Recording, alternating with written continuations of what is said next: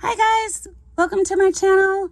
My name's Raven and I am participating in a granny square along, crochet along, granny square crochet along, whatever the hell you want to call it, with one of my chat groups.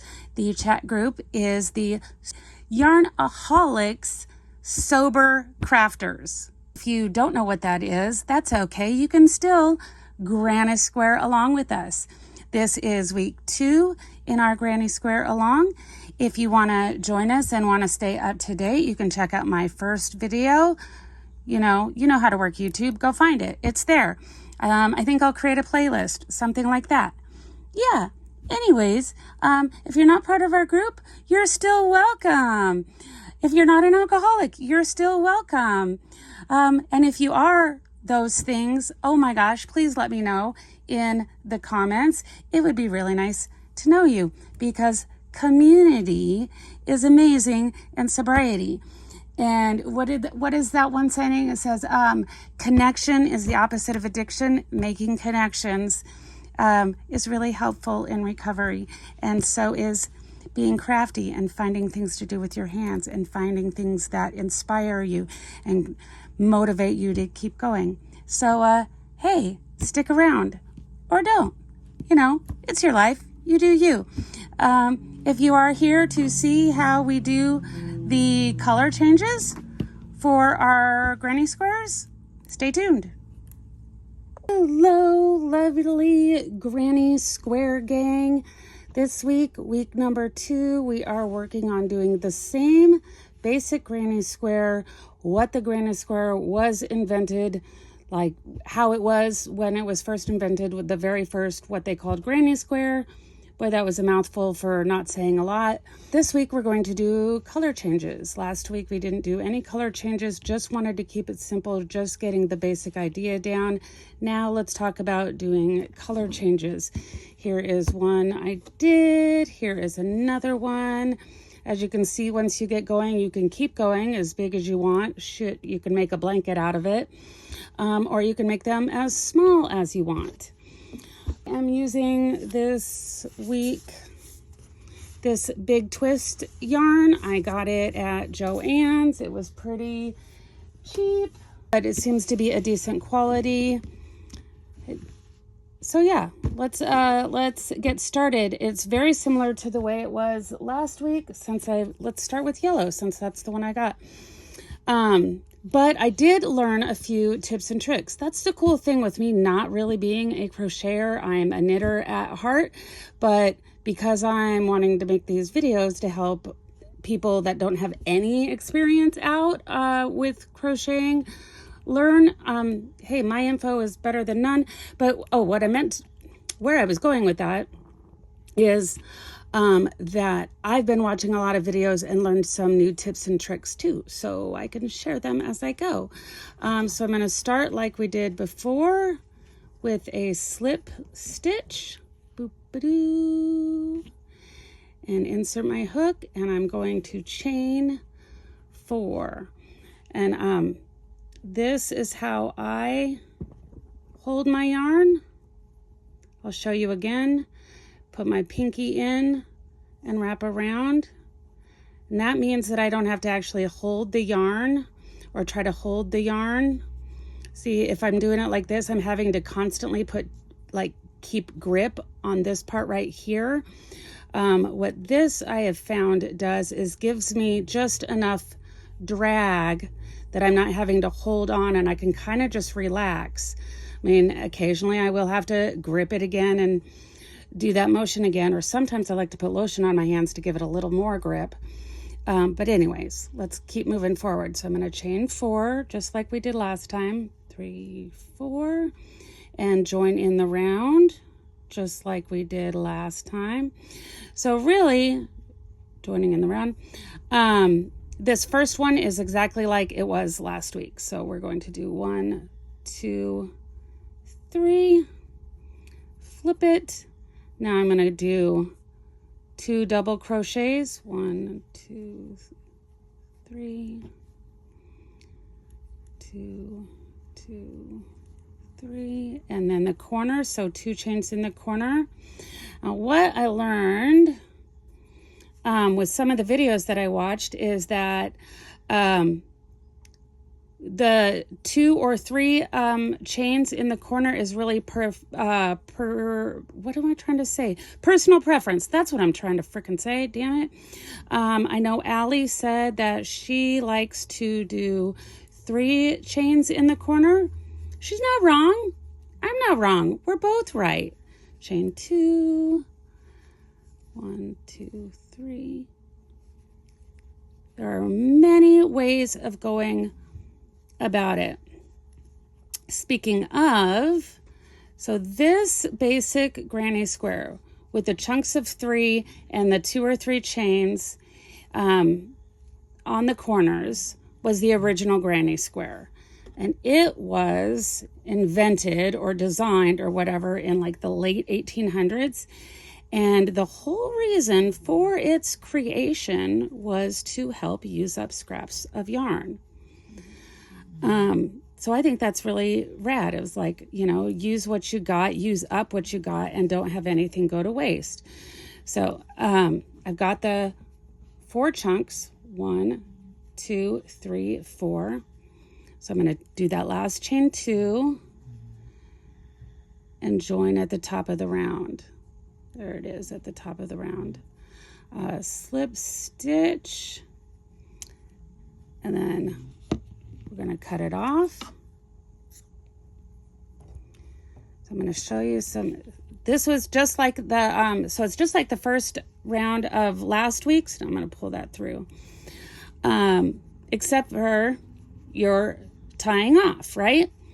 Now, because I hate to weave in ends, I'm going to take a hot second to weave in this yarn, and it doesn't have to be perfect because we are going to crochet over the top of it.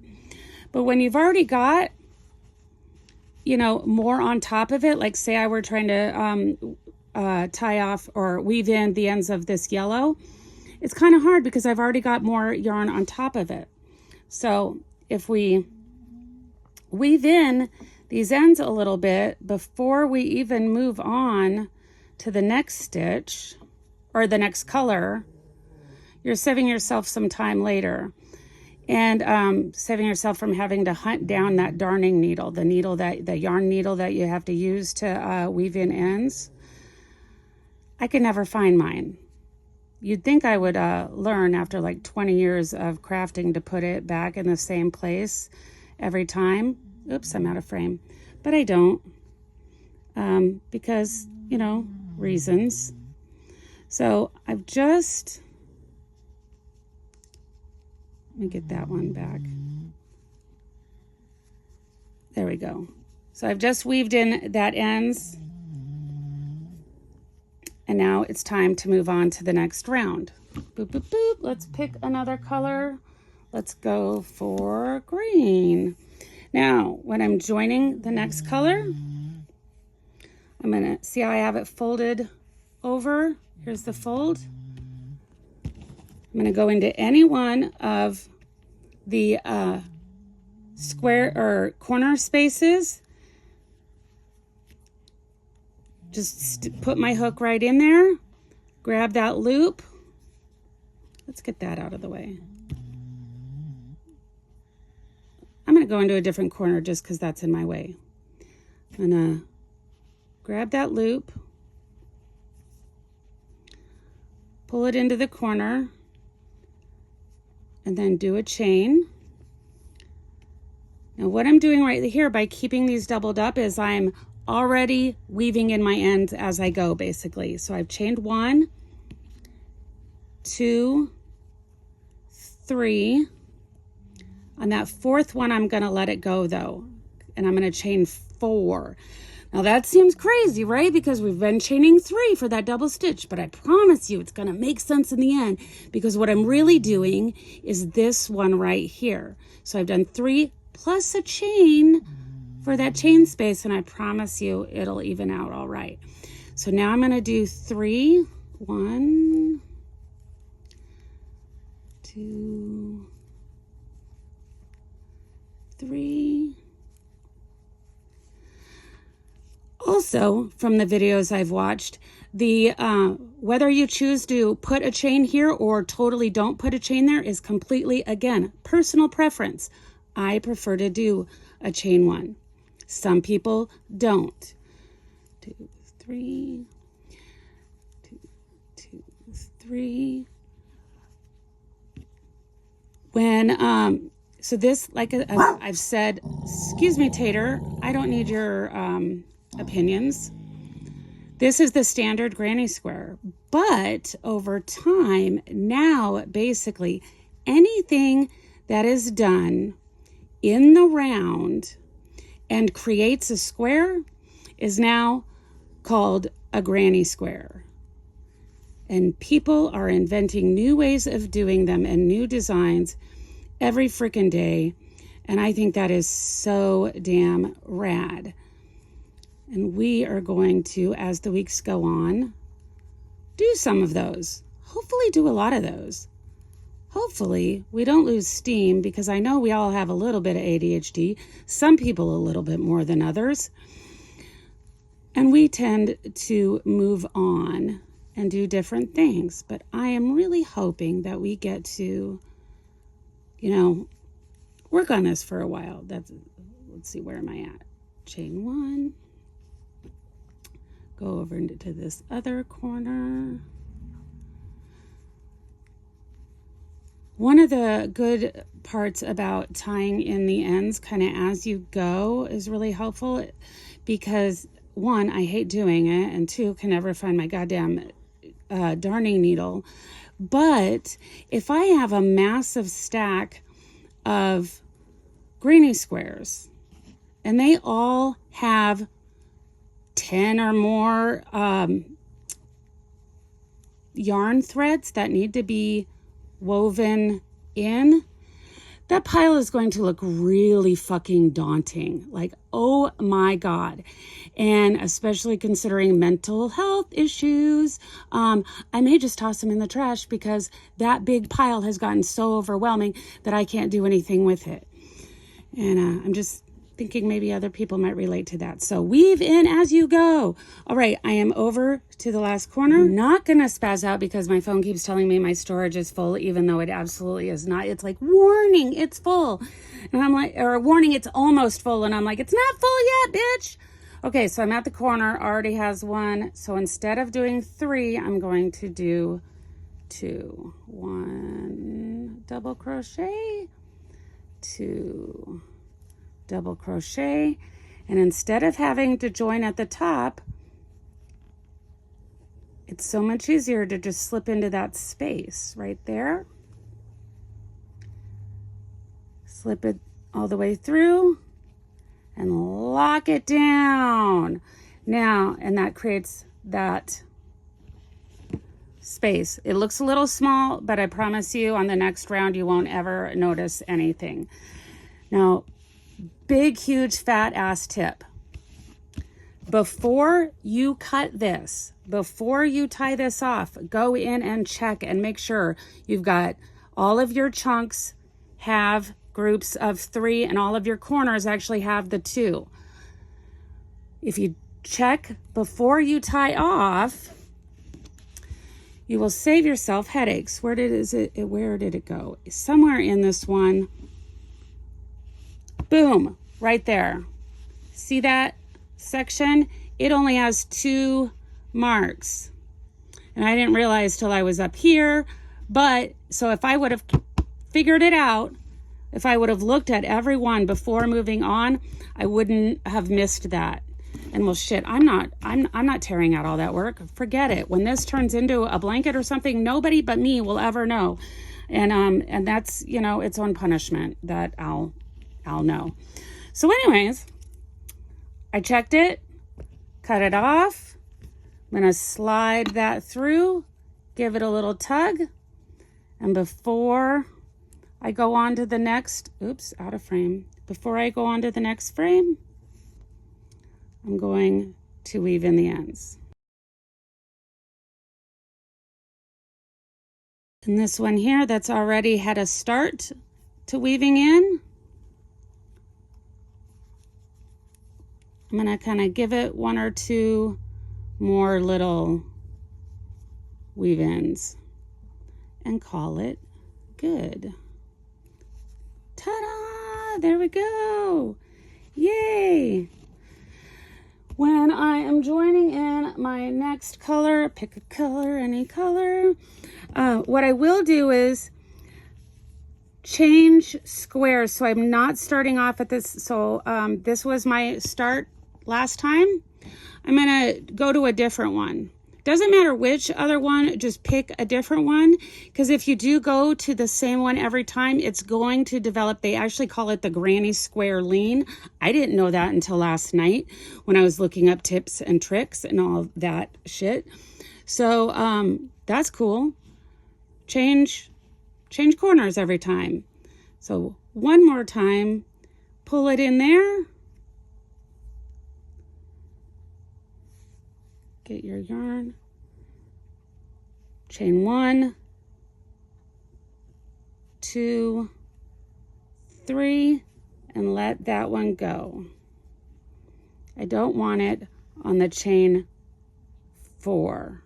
I've tried it both ways. It seems to be a little smoother when I don't do it, when I don't double up that 4th chain. So now I'm going to do 3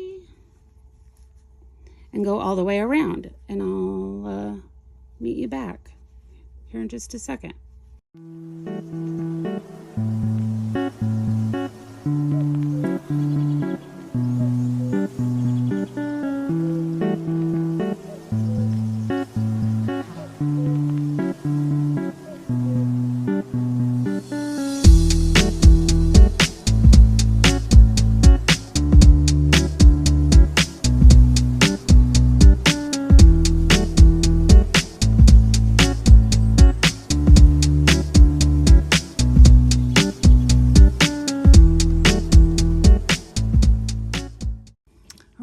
Back to the beginning of that round. So I remember I already have one here. So when I jump over here, I only need to do 2. 1, 2.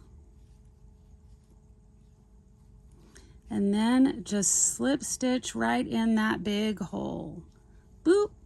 And then lock it in. Make sure to check that everything is all right. I'm telling you, this will save you so much freaking time to check before you cut the damn yarn.